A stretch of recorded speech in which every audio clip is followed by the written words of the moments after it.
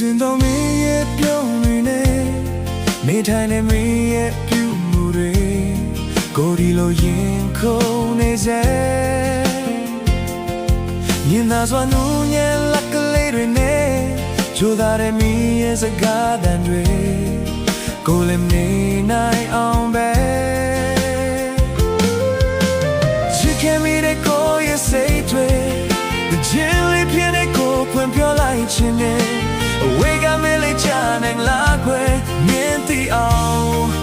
ကိုပြောခြင်းနဲ့ကိုလည်းချင်နာတတ်တော်မင်းရဲ့ပြုံးမဆွဲလာလို့နေတယ်ဘယ်သူတွေပဲလို့ရှင်ပြိုင်အားလုံးရှုံးမဲ့ကိုရဲ့ချစ်သူလေးရဲ့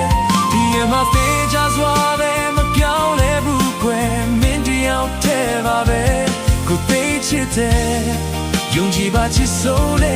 you